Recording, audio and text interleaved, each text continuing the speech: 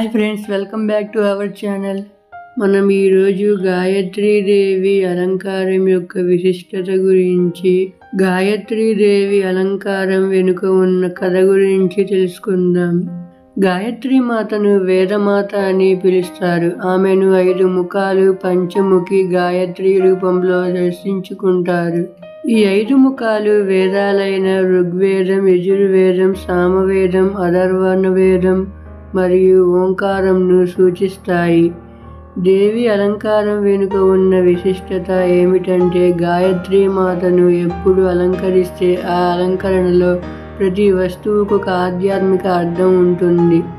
గాయత్రీదేవి అలంకారం విశిష్టత: కిరీటం ఆధ్యాత్మిక జ్ఞానం మరియు పరమాత్మ తేజస్సును సూచిస్తుంది. పంచముఖాలు 5 దిక్కులను, 5 వేదాలను, 5 ప్రాణశక్తులను సూచిస్తాయి. హంసవాహనం ఇది వివేకానికి ప్రతీక, మంచి చెడులను వేరు చేసే శక్తి. పద్మాసనం నిర్మలమైన హృదయం మరియు ఆత్మశుద్ధిని సూచిస్తుంది. అలంకరణలో వాడే పుష్పాలు ప్రధానంగా ఎరుపు, తెలుపు రంగు పూలు. ఇవి శక్తి, భక్తి, జ్ఞానంను సూచిస్తాయి. భూషణాలు ఆధ్యాత్మిక ఐశ్వర్యం, జ్ఞాన, ధనం, దైవిక కాంతిని సూచిస్తాయి. అసలు గాయత్రీదేవి అలంకరణ వెనుక ఉన్న కథ గురించి మీకు ఎవరికైనా తెలుసా? ఒకప్పుడు బ్రహ్మదేవుడు ప్రజాపతి యజ్ఞం చేయాలని సంకల్పించారు. ఆ యజ్ఞం చేయడానికి ఆయన సహధర్మచారిణి అయిన సావిత్రీదేవి తప్పనిసరిగా పాల్గొనాలి.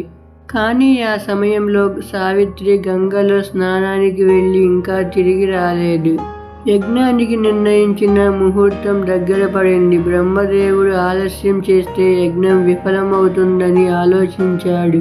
అప్పటికి ఋషులు ఆయనకు ఒక పరిష్కారం చెప్పారు. మహర్షి, మీరు మంత్రస్వరూపిణి అయిన గాయత్రీదేవిని పూజించి యజ్ఞపాత్రంగా ఆహ్వానించండి. ఆమె లేకుండా యజ్ఞం సంపూర్ణం కాదు. అలా బ్రహ్మదేవుడు తపస్సులో గాయత్రీదేవిని ఆవాహన చేశాడు. గాయత్రీదేవి పంచముఖాలతో పద్మాసనంలో కూర్చొని హంసవాహనంపై విరాజిల్లుతూ దర్శనమిచ్చింది. ఆమె చేతుల్లో శంఖం, చక్రం, కమలం, జపమాల, పుస్తకం, కంఠసూత్రం వంటి దైవిక చిహ్నాలు కనిపించాయి. గాయత్రీమాత బ్రహ్మదేవుడి యజ్ఞంలో భాగస్వామ్యమై తన శక్తితో ఆ యజ్ఞాన్ని విజయవంతం చేసింది. ఇప్పుడు మనం సావిత్రి గాయత్రి వివాదం గురించి తెలుసుకుందాం.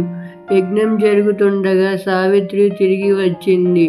తన స్థానంలో మరొకరిని చూసి కోపగించింది. కానీ ఋషులు సావిత్రికి వివరించారు, గాయత్రీదేవి వేదమాత. ఆమె లేకుండా యజ్ఞం అసంపూర్ణం. ఆమె పుణ్యంతోనే యజ్ఞం ఫలించింది. అప్పుడు సావిత్రి తన కోపాన్ని అదుపు చేసుకొని గాయత్రిని ఆమోదించింది. అప్పటి నుండి సావిత్రి మరియు గాయత్రి ఒకే దేవత యొక్క 2 రూపాలుగా భావింపబడ్డారు.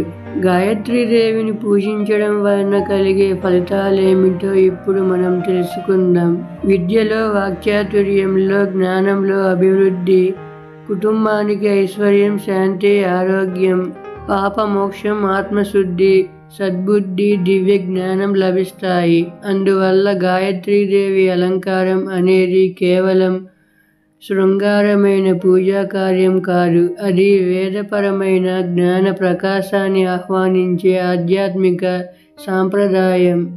ఈ వీడియో మీకు నచ్చినట్లయితే వీడియోకి ఒక లైక్ చేసి ఛానల్ని సబ్స్క్రైబ్ చేసుకోండి ఫ్రెండ్స్. Okay, bye.